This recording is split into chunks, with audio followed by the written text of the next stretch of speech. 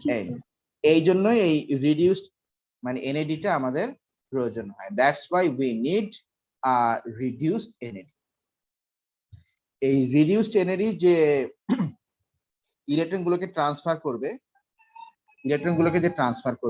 এই ইলেকট্রন ট্রান্সফারের রিঅ্যাকশনের থ্রুতে প্রত্যেকবার একটা করে মানে প্রত্যেকবার সেখান থেকে এনার্জি রিলিজ হবে, আর প্রত্যেকবার হাইড্রোজেন আয়ন বাইরে পাম্প, প্রত্যেকবার এই যে এখান থেকে আবার এনার্জি রিলিজ হবে, আবার এখান থেকে একটা হাইড্রোজেন আয়নকে নিয়ে কি বলতো বাইরে পাম্প করা হবে।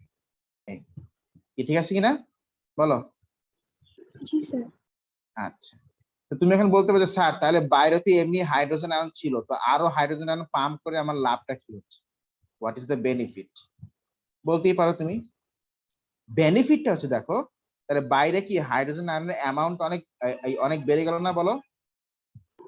জি স্যার। আচ্ছা, এখন তুমি বলো হাইড্রোজেন আয়ন কোন দিকে মুভ করতে চাইবে? এই ইন্টারমেমব্রেন স্পেস থেকে ম্যাট্রিক্সের মধ্যে, নাকি ম্যাট্রিক্স থেকে ইন্টারমেমব্রেন স্পেস বলো? ইন্টারমেমব্রেন স্পেস থেকে ম্যাট্রিক্সে।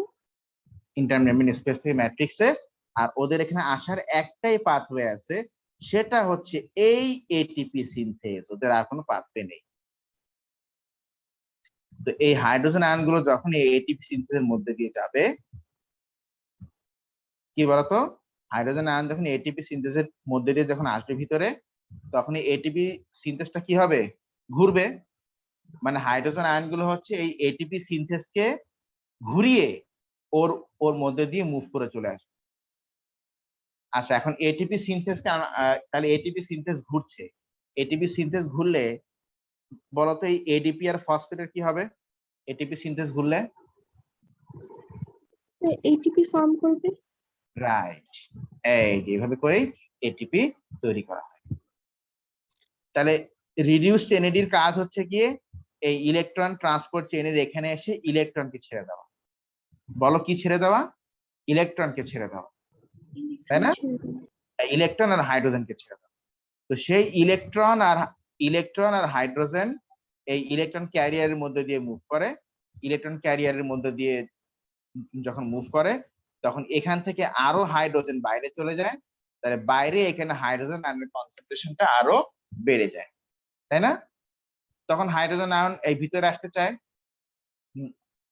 আর এই হাইড্রোজেন আয়ন ভিতরে আসে, বলো কয়টা পাথওয়ে আছে? How many pathways are there? একটাই পাথওয়ে আছে, ওটা কি? ATP synthase. ATP synthase. তো হাইড্রোজেন আয়নগুলো যখনই এটিপি সিনথেসের মধ্যে দিয়ে আসতেছে, তখনই এটিপি সিনথেসটা ঘুরবে, এন্ড সেখানে বলতো তাহলে কি তৈরি হবে? এটিপি তৈরি হবে। এখন তুমি এই দেখো এখানে একটা ইম্পর্টেন্ট ফ্যাক্টর, যে এই যে হাইড্রোজেন আর ইলেকট্রন যে এই পর্যন্ত আসলো, এখন ওদের